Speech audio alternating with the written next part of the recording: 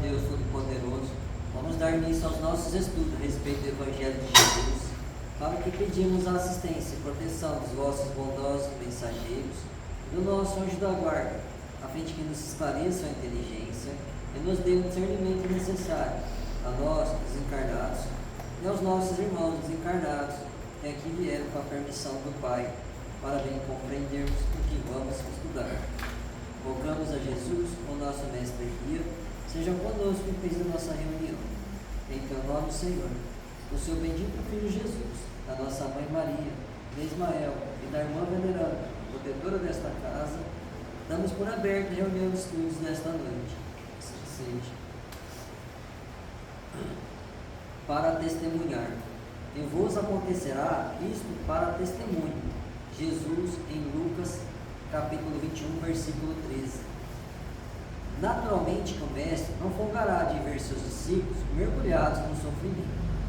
Considerando, porém, as necessidades extensas dos homens da terra, compreende o caráter indispensável das provações e dos obstáculos.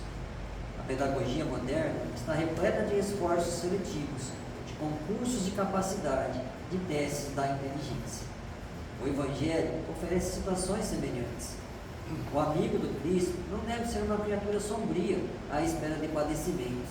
Entretanto, conhecendo a sua posição de trabalho, no plano como a terra, deve contar com dificuldades de toda sorte. Para os gozos falsificados do mundo, o planeta está cheio de condutores enganados. Como invocar o Salvador para a continuidade de fantasias? Quando chamados para o Cristo, é para que aprendamos a executar o trabalho em favor da esfera maior, sem convidarmos que o serviço começa em nós mesmos. Existem muitos homens de valor cultural que se constituíram em mentores dos que desejam mentirosos regalos no plano físico. No Evangelho, porém, não acontece assim. Quando o mestre convida alguém ao seu trabalho, não é para que chore em desalento ou repouse em satisfação ociosa. Se o Senhor te chamou, não te esqueças de que já te considera digno de testemunhar.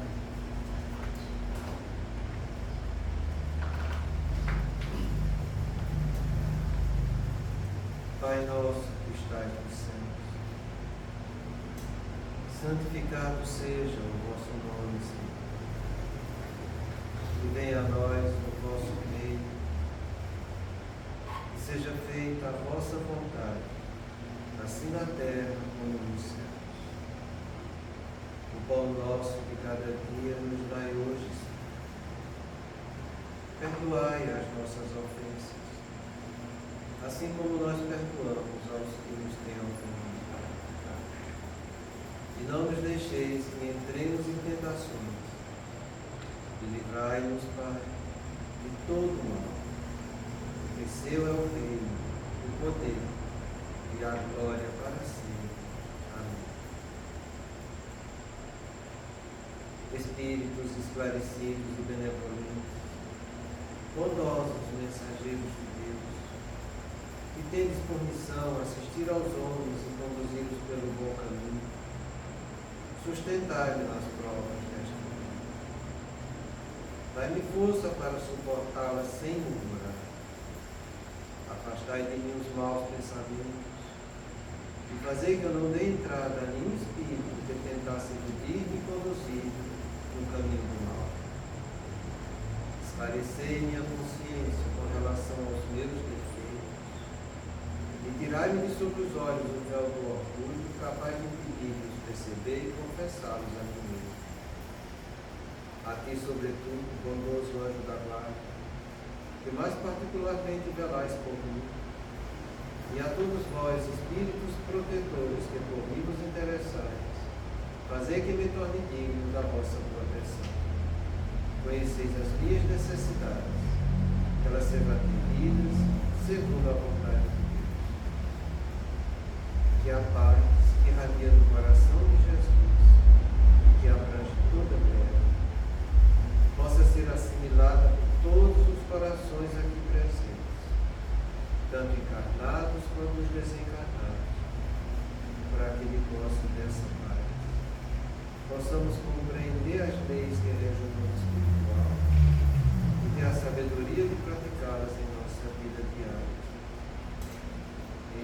nosso Mestre amado Jesus, da irmã veneranda da equipe espiritual que nos assiste, bem como dos nossos anjos da guarda, solicitamos que a água aqui exposta seja purificada em nosso benefício.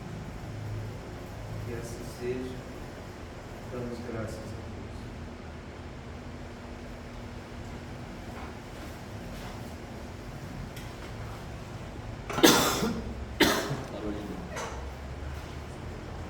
Então,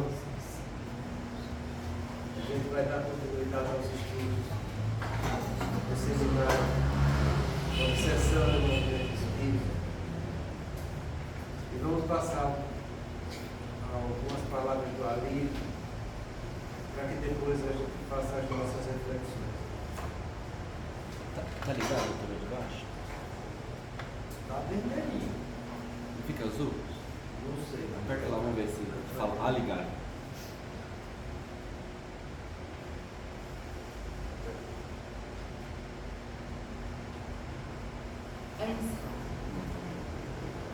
Não, desligou. Tá ligado.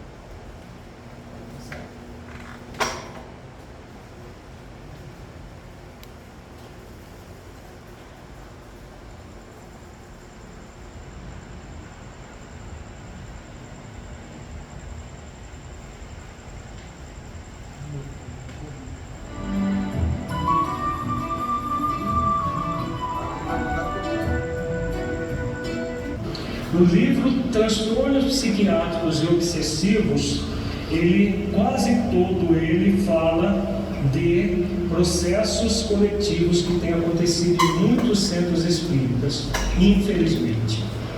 Enquanto que o Tormentos da Obsessão fala de falências individuais de espíritos ligados ao movimento espírita, no Transtornos Psiquiátricos e Obsessivos fala dessa fascinação. Então, o Filomeno de Miranda fala de uma investida das trevas organizadas nos centros espíritas. As trevas se organizaram e cada vez mais eles sofisticam a estratégia para destruir os centros espíritas, o movimento espírita e, por tabela, os espíritas também. Então, a respeito desse tema, nós recomendamos o estudo dos capítulos 14, 15, 16 e 17 do livro Transtornos Psiquiátricos e Obsessivos. No capítulo 14, nós estudamos no primeiro módulo do nosso seminário. Uma parte do capítulo 14, não todo ele. Então, quem quiser tomar contato com mais conteúdos, vá no original do Transtornos Psiquiátricos e Obsessivos. Agora nós estudaremos algumas partes dos capítulos 15, 16 e 17 que abordam a ação das trevas organizadas sobre os centros espíritas. Inicialmente, transtornos psiquiátricos e obsessivos, no capítulo 15. Então, esse capítulo fala de um núcleo espírita que estava envolvido por espíritos pseudo-sábios, e Filomeno de Miranda, juntamente com José Petitinga, está fazendo trabalhos de conscientização em vários núcleos espíritas. O trabalho do Petitinga, que foi presidente da Federação da Bahia, ele está fazendo uma campanha junto aos núcleos espíritas, os centros espíritas, no país inteiro, no Brasil inteiro, muito provavelmente, talvez até em outros países, porque onde tem brasileiro, tem centro espírita de brasileiro, com raras exceções aqui na América do Sul, os centros não são dirigidos por brasileiros. O objetivo do Petitinga é fazer com que as pessoas aprofundem-se das bases doutrinárias, que saiamos da superficialidade dentro do movimento espírita. Todos esses capítulos nós vamos ver uma ação da sombra de superficializar o movimento. Para que os espíritos estão fazendo isso?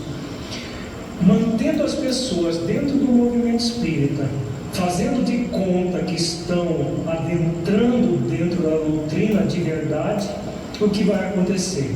As pessoas permanecem acreditando que estão fazendo bem, acreditando que estão ganhando a salvação pela caridade, só que nada de verdade está acontecendo na intimidade dela. Nós vamos ver uma organização que se especializou em assistência social, achando que estavam todos ganhando a caridade pela salvação, outra fazendo trabalhos esdrúxulos na área mediúnica, todos acreditando que estavam se salvando dessa forma. Nós ainda dentro do movimento espírita, devido a essa superficialidade, acreditamos que basta você fazer um trabalho numa organização espírita, seja centro ou outra qualquer, durante anos a fio, que isso vai nos salvar. Nós estamos fazendo, entre aspas, a caridade, e basta isso. Você frequentar como trabalhador, não é ir vir à casa espírita para tomar passe uma vez por semana. É participar, mas participar de uma maneira morna. E aí acreditamos que a salvação, basta você fazer isso, ela acontece de fora para dentro, de uma forma muito fácil. Afinal, nós estamos fazendo a caridade, e muita gente acha que caridade é fazer coisas. A salvação verdadeira não é algo que a gente simplesmente ganha fazendo coisas. A salvação acontece pela autotransformação. Só é possível a autotransformação quando nós mergulhamos profundamente nos postulados espíritas, dentro desse tríplice aspecto que nós estamos vendo desde ontem. O tríplice aspecto, ciência espírita para tomar conhecimento da doutrina espírita. Isso vai acontecer via estudo sistematizado da doutrina e da mediunidade, de tudo que existe dentro da doutrina. Não é um estudo qualquer, um estudo profundo, voltado para as bases filosóficas da doutrina, para senti-la no coração. Ao senti-la no coração, nós entramos no movimento religioso por excelência, que é de nos religar a Deus através do amor, da compaixão, saindo do egocentrismo e vindo para o holocentrismo. Todos nós somos convidados a isso. Então essa superficialização que a sombra está fazendo é muito significativa e serve de alerta para todos nós, dirigentes de casa espírita, que nós temos vários dirigentes de casa espírita, vários trabalhadores e diretorias de casa espírita. Fiquemos atentos. O que nós estamos fazendo nas nossas casas? É um estudo simplesmente por fazer, ou é um estudo nessas bases filosóficas para que as pessoas utilizem a doutrina espírita nas próprias vidas? Nós estamos fomentando isso nas nossas casas espíritas quando nós propusemos para a nossa diretoria fazer esse seminário.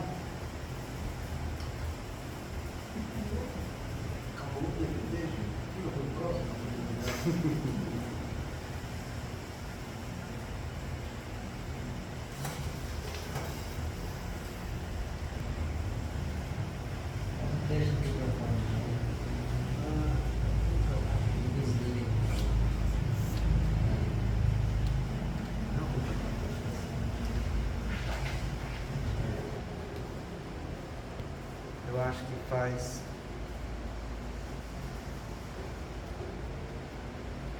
uns 11, 12 anos que a gente começou a fazer esse estudo desse seminário, na quinta-feira.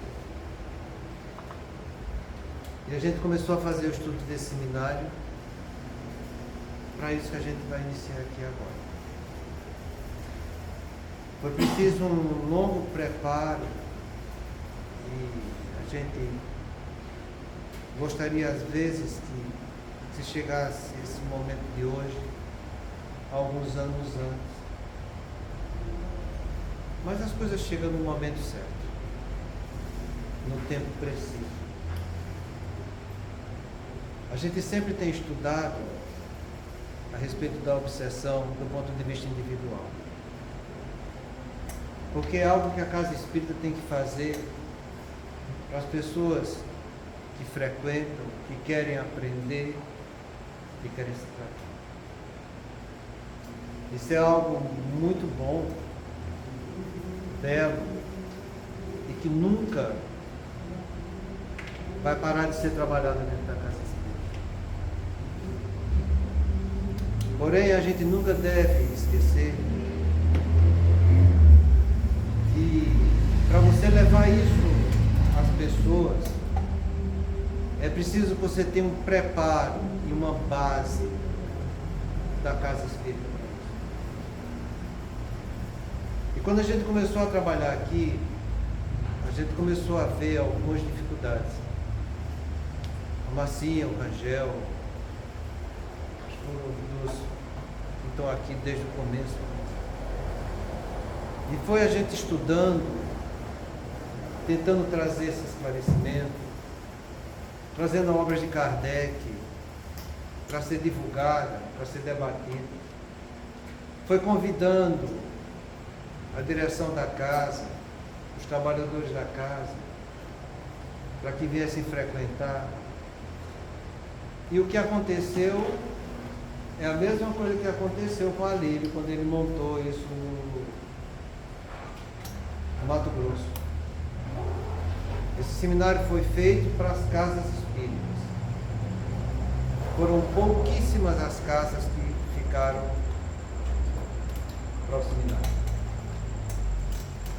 Isso mostra a dificuldade que existe entre você fazer um estudo amplo, difuso e importante para os trabalhadores espíritas e para a direção de uma casa espírita. E se você for analisar com a visão espírita, você vai entender isso. Porque existe o trabalho das sombras que vem tentar se opor ao trabalho de luz que Jesus trouxe. Eu tenho falado esse ano já de algumas vezes e repito, uma comunicação do Divaldo a respeito de uma dificuldade que ele teve em 2004 na Federação Espírita do Paraná de levar a palavra dele adiante. E é muito bonita a mensagem do Divaldo, ele dizendo da agressão que teve dos trabalhadores da sombra, em que ele perdeu um pouco o equilíbrio, e ele mesmo disse pela boca dele, que ele se sentiu um neófito dentro da doutrina, porque ele precisou de tomar paz, precisou da ajuda de outras pessoas, tão desequilibrado. Quando a gente fala para vocês que na obsessão odiosa, ela pode ser por inveja, por vingança e por opositores da luz, é nesse último palavra minha de opositores da luz o que a gente vai estudar hoje. Então, é difícil, porque se existe a dificuldade com os encarnados, com os trabalhadores da casa espírita, com a direção da casa espírita, também do ponto de vista espiritual, existe também essa mesma dificuldade com as entidades boas, trabalhadoras do bem, para conseguirem superar aqueles espíritos pseudo-sábios que se identificam tão prontamente com os diretores da casa espírita.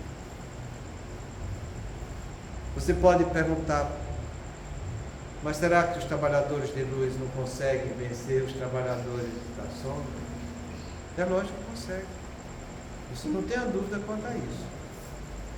Mas a gente sempre falou para vocês, e ontem eu comentei algo a respeito disso, que é função nossa se elevar, para que eles, superiores, se rebaixem e entrem em sintonia conosco.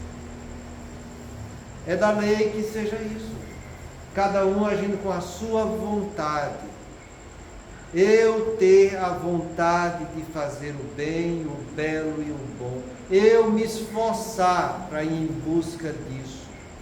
Eu vencer a mesmice humana. Eu sair do espírito pseudo-sábio que ainda existe em mim.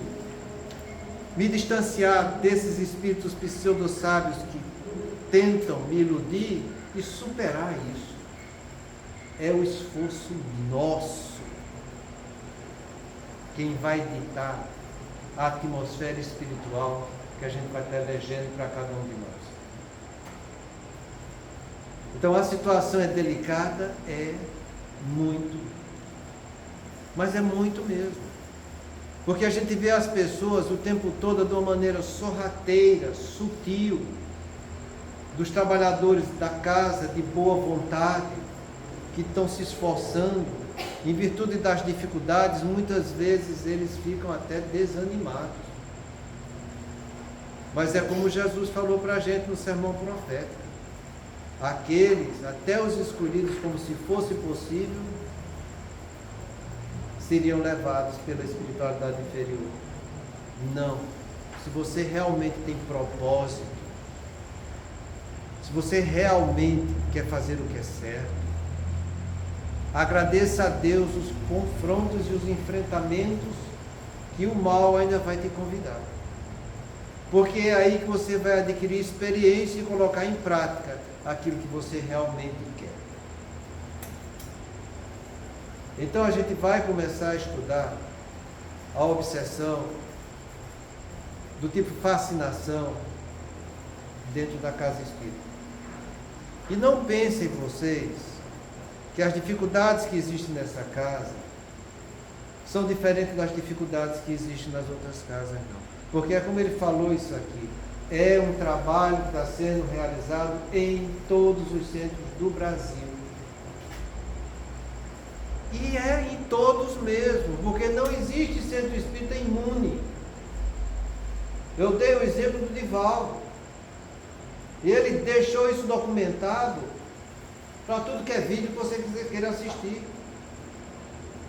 Ele que é um espírita já tarimbado, ele que tem um contato direto com a espiritualidade superior, ele sofreu esse assédio e ficou descontrolado, e ele mesmo disse, a única coisa que vinha para ele era dele não fazer a reunião, é dele não falar, é dele arrumar uma desculpa e dizer que não vai dar. Mas foi através do esforço dele e desse sentimento fraternal em que ele pediu ajuda aos colegas que estavam em volta, que a espiritualidade superior, vendo o esforço dele de querer fazer o bem, veio em seu socorro. E ele descreve como terminou a palestra dele. Então as afrontas que a gente tem do ponto de vista pessoal, individual, da espiritualidade inferior, que vem muitas vezes através de nós, pela força odiosa da inveja e da vingança, transporte isso para a obsessão coletiva através dos trabalhadores da sombra. Vai ler o livro de André Luiz, Libertação, onde os senhores da sombra estão lá dando testemunho de como é feito o trabalho dele. Então que a gente tenha um pouco de bom senso e de prudência, porque se você quiser ter algo produtivo, equilibrado, e que vai te trazer um benefício para o teu patrimônio intelecto moral, para a tua imortalidade, é aqui agora o campo de trabalho, tanto do ponto de vista individual como coletivo. A gente tem que ter essa visão. E se você foge do propósito, é uma opção, é uma escolha, faz parte do livre-arbítrio. Kardec, que é Kardec, Foi colocado à prova sobre isso.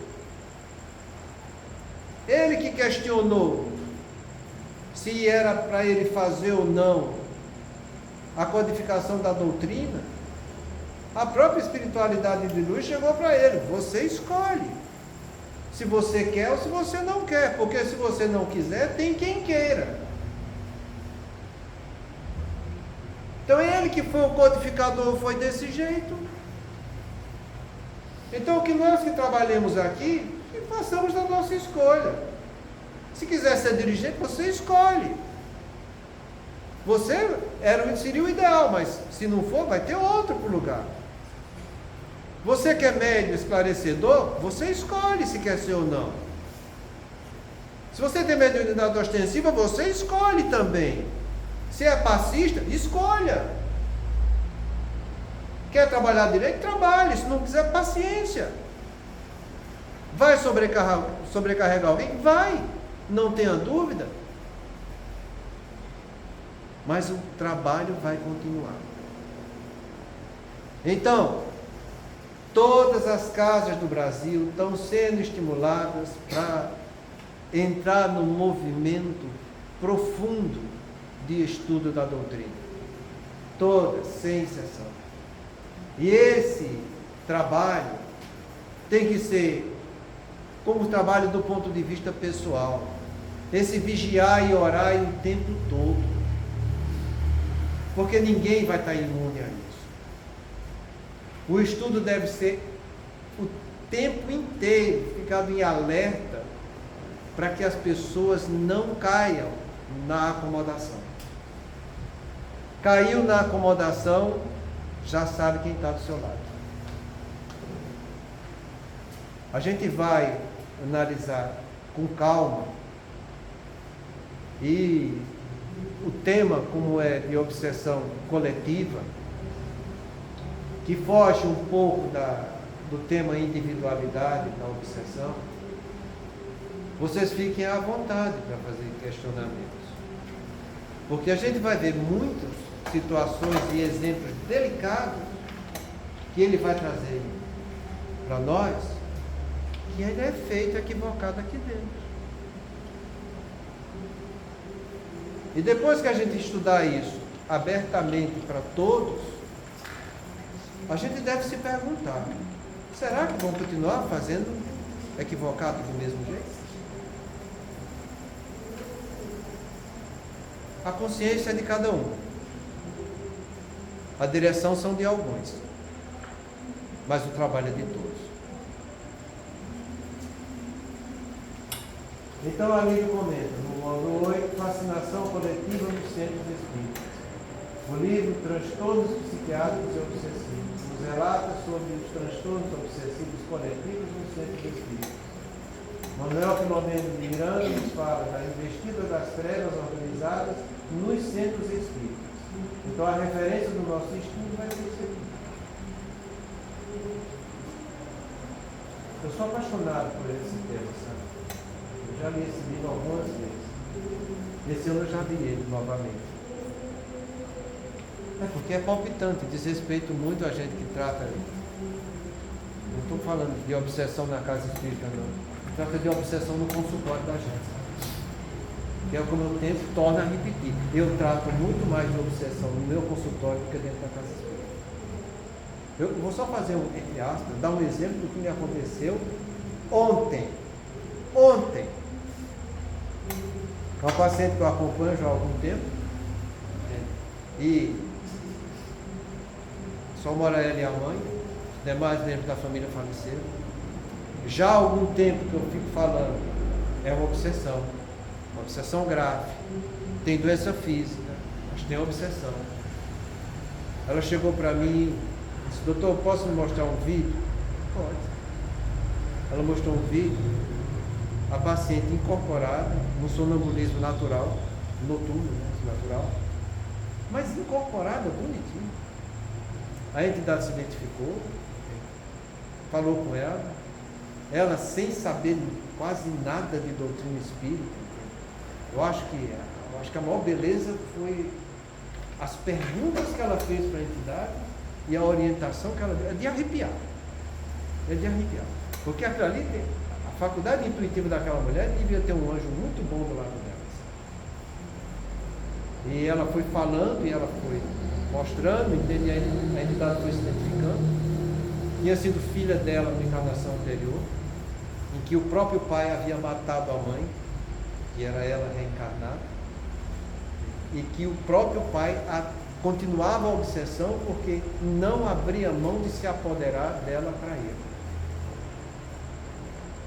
Foi um vídeo longo, que durou uns 25 minutos, e eu olhei para aquilo lá, meu Deus, se pudesse gravar isso aqui, se eu pudesse mostrar isso para a casa espírita, para ver se vocês entendem a frequência com que isso acontece, a gravidade do que é isso. E diga-se de passagem, e a mesmice com que muitas pessoas dentro da casa espírita trata isso com algo simples e vulgar, é algo que incomoda. É por isso que eu gosto tanto de estudar e gosto tanto de falar sobre esse tema para vocês. Porque é algo da nossa vida cotidiana. Então, você vê pessoas que são extremamente leigas nessa situação. Agora ela entende o que é uma obsessão. E ela vem pedir ajuda como deve fazer. Talvez a criança melhore agora. Eu digo criança porque não é, ela já tem seus 28 anos. Mas é um comportamento infantil.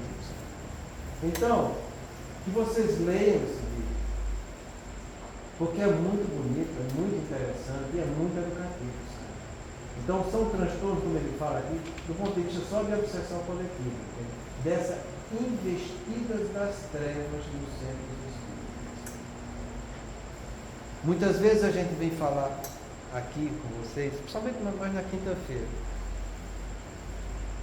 e a gente fala muito mais para desencarnados do que para encarnados. Porque eu te asseguro, entende, que nesse momento aqui agora, tem muitos irmãos nossos desencarnados, que viviam nessa ilusão, com a atitude pseudo-sábia, incorporando seus médios dentro aqui dessa casa espírita. A gente teve um exemplo disso, um exemplo muito palpável, de como a coisa melhora, de entidades que trabalhavam sob um rótulo, que quando você mostra para ele algo diferente, ele volta trabalhando dentro dos princípios da doutrina espírita. Isso foi um dos maiores estímulos que eu tive para continuar trabalhando aqui.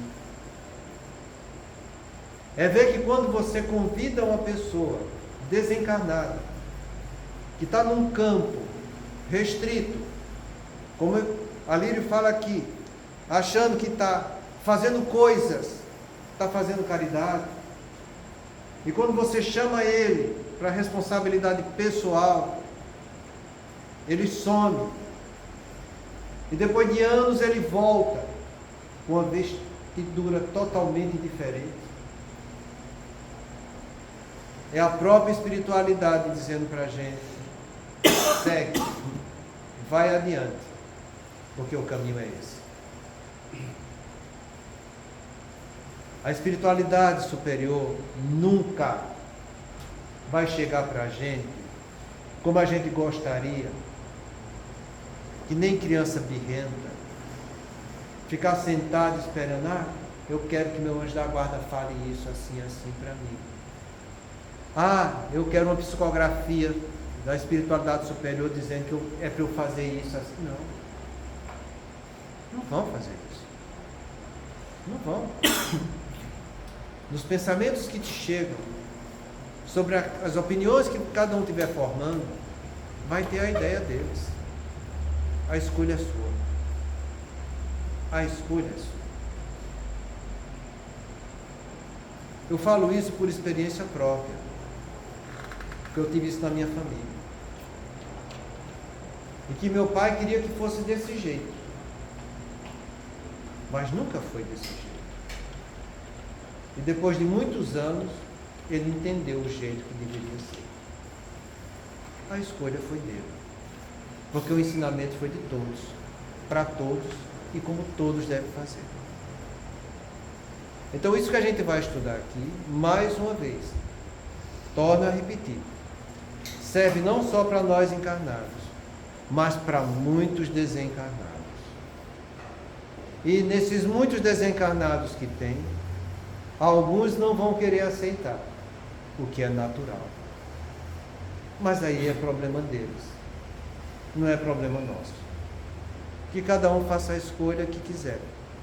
Mas eu te garanto e asseguro que a escolha certa é o estudo que a gente está fazendo, que é o que a doutrina vai mostrar para cada consciência que estiver aqui presente, seja encarnada, seja desencarnada. Então, o Alírio nos alerta. Iniciemos pelo capítulo 15, que trata de um outro espírito que estava envolvido por espíritos pseudo-sábios. E Filomeno de Miranda e Periquino trabalhavam na conscientização da necessidade de aprofundamento nas bases doutrinárias, saindo da superficialidade em que vive o movimento espírita. Esse trabalho está sendo realizado em todo o Brasil. Então, o que começa a pesar essa palavra pseudo-sábio. E sobre essa palavra pseudo-sábio, que é de extrema importância na codificação doutrinária, eu trouxe 2 explicações da doutrina. 2, para que a gente analise. Ele ainda vai comentar mais a respeito do pseudo-sábio aqui embaixo. Eu vou ler de passagem para que vocês entendam. Depois a gente vai dizer. A ação das sombras é para que as casas espíritas fiquem na superficialidade da doutrina, fazendo de conta que estão na doutrina de verdade. E as pessoas acreditam que fazem o bem, achando que estão ganhando a salvação pela caridade. Só que, na verdade, nada acontece em sua intimidade. Veremos exemplos de uns atuando na área social, outros na área mediúnica e etc. Kardec nos alerta sobre esse espírito pseudo-sábio na própria classificação da questão 100 do Livro dos Espíritos. Eu trouxe a definição de Kardec a respeito disso. Dispõe de conhecimentos bastante amplos, porém, creem saber mais do que realmente sabem. Tendo realizado algum progresso sobre diversos pontos de vista, a linguagem deles apresenta um cunho de seriedade, de natureza a iludir, com respeito às suas capacidades inúteis. Mas, em geral, isto não passa de um reflexo dos preconceitos e ideias sistemáticas que nutriam na vida terrena. É uma mistura de algumas verdades com erros mais profundos, através dos quais penetram a presunção, orgulho, ciúme, obstinação de que ainda não se puderam descobrir. Então, creem mais do que sabem. Quando eu acho que eu sou além do que realmente eu sou, que sentimento é esse? Orgulho. Orgulho. A pessoa gosta de se colocar acima do que realmente ela é. E ela faz isso por quê? Porque ela gosta de destaque. Ela quer se destacar dos outros, porque ela já não se considera mais iguais aos outros. Ela fere a lei de igualdade com seu orgulho. E isso é grave. Porque quando eu me coloco acima do que eu sou, eu termino praticando mentiras, porque eu estou mentindo para mim e estou mentindo para os outros. Esses são os espíritos pseudo-sábios. Por isso que Kardec fala nas mensagens que recebe. Isso está lá no livro dos Médiuns. Que se tiver 99 verdades e uma mentira, é de um espírito perfeito. Ah, mas falou 99 verdades? Falou. Mas falou uma mentira, é pseudo-sábio. Não existe licença moral na lei de Deus. Sabe por que não existir? É não existir. Então, se você está lidando com uma pessoa pseudo-sábia, não espere grande coisa daquilo ali. Porque em nome de coisas bonitas, belas e santas, que usam de frases retumbantes de Jesus, para que, de uma maneira muito hipócrita, comece a levar falsas ilusões para as pessoas que estão aí. Isso é grave. Por isso que eu falo para vocês, e sempre foi esse comportamento que eu tive aqui dentro dessa casa, de trazer o ensinamento e trazer a referência. Isso aqui é desse jeito, porque está assim na doutrina espírita, está assim nos 5 livros pentateucos, está assim na revista espírita, está assim nas obras do Chico, tá? De Emmanuel, de André Luiz, da Ivone Pereira. Trazer referência. Trazer referência. Eu vou te falar uma coisa que me incomodou esse ano e está me incomodando até agora. Até agora. É que eu procurei a referência e não achei, mas porque eu não estou tendo tempo, mas eu vou procurar e vou achar esse tempo. Eu cheguei no estudo de passes aqui, que a gente fez com o Rangel chegou a comentar. A gente falou que o trabalhador espírita deve evitar algumas bebidas e comidas durante o tratamento de passe. E uma delas que a gente falou foi o chocolate. E as pessoas acham estranho quando você fala chocolate. Mas é porque o chocolate é rico em cafeína. Como Coca-Cola, Pepsi, café, chá, de uma maneira geral. A cafeína é um psicoestimulante. Todo mundo sabe que é um psicoestimulante. Quais são as duas condições que está no livro dos médiuns que Kardec fala que são essenciais para você entrar em contato com a espiritualidade superior? São duas.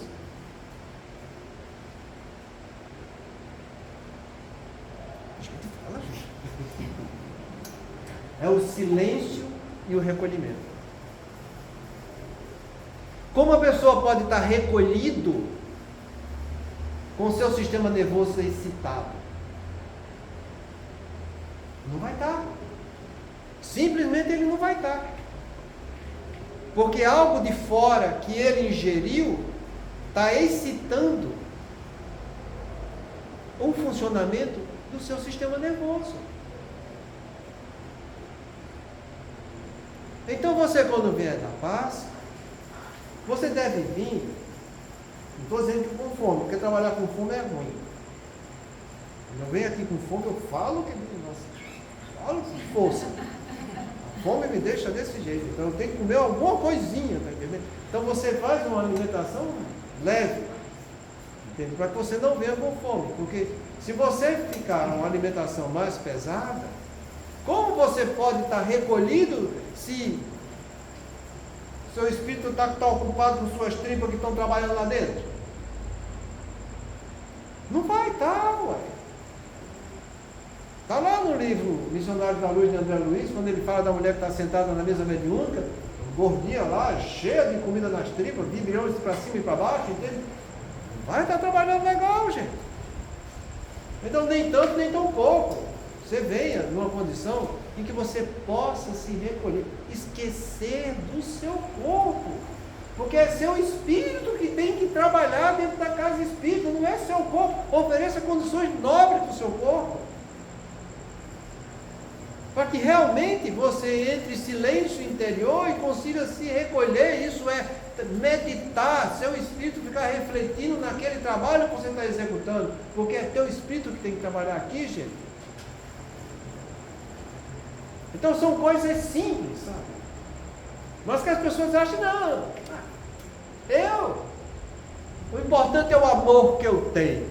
Gente, eu escutei tanto isso dentro da... Eu acho, pelo amor de Deus, é orgulho. E quando se exalta desse jeito, é vaidade. Porque quer que os outros venham reconhecer o seu orgulho. Então só o estudo bem direcionado é que vai fazer a pessoa acordar para a verdade. É isso que ali ele falou no fim. A filosofia da doutrina. Quando ele fala filosofia da doutrina, é você usar a sua razão, porque o exemplo prático da razão é o estudo filosófico que a pessoa está fazendo. A razão é a arte do bem pensar no caminho do bem. É o saber refletir, é o saber ter pensamento dedutivo, é o saber abstrair, é o saber tirar conclusões. E você só conhece ou consegue isso se aprofundando no estudo. Olha as dificuldades que a gente teve aqui para estimular as pessoas para que não ficassem no estudo superficial. De chegar aqui, está a casa cheia. Olha a responsabilidade, gente. A casa cheia, nego leu a pergunta, a resposta do livro dos Espíritos, termina, ponto, acabou e fica por isso mesmo. Pô, se é para alguém ficar ponto por isso mesmo, deixa a pessoa ler em casa. Você está aqui para tentar fazer com que a pessoa reflita algo novo. Para que ela saia daqui e dizer, puxa, pelo menos aquilo ali me incomodou que ele falou. Será que é verdade mesmo? Será que é desse? Vou estudar para ver. Tem que tocar a pessoa em alguma coisa. E não ficar lendo, ou falando, muitas vezes, questões humanas, civilizatórias, dentro da casa espírita, esquecendo da doutrina. Não pode, nem deve. Muitos querem, mas nem pode nem deve. Então que você traga o que é doutrinário. E se trouxer algo que é civilizatório, que mostre a doutrina em cima daquilo. Para que a gente entenda a coisa como que é. Então os espíritos do Senhor do Sábio, eles são desse jeito, eles acham que sabem, o que eles já sabem é suficiente. Quantas vezes aqui, vocês estão aqui para ver, entendeu? A gente convidava para estudar, não preciso mais estudar. Chegou. Foi. Mas a gente tem muito tempo para estudar isso aqui. Então vocês vão ver sobre os pseudo sábios, porque é a pauta que a gente vai começar a estudar isso aqui. Porque em todos nós existe um pouco disso. Não esqueça que ainda somos espíritos inferiores. Muita paz.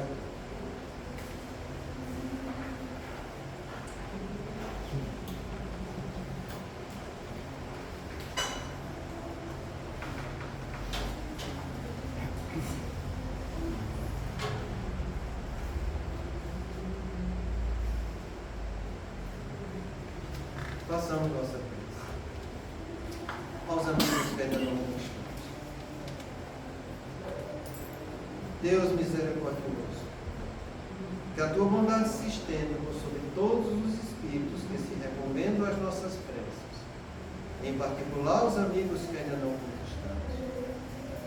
Bons espíritos, que tendes por única ocupação fazer o bem, intercedei comigo pelo alívio deles. Fazei que lhes brilhe diante dos olhos um raio de esperança, e que a luz divina os esclareça acerca das imperfeições que os conservam distantes da morada dos bem-aventurados. Abre-lhes o coração ao arrependimento e ao desejo de se depurar, para que se lhes acelere a vida. Fazei-lhes compreender que, por seus esforços, pode ele imputar a duração de suas provas.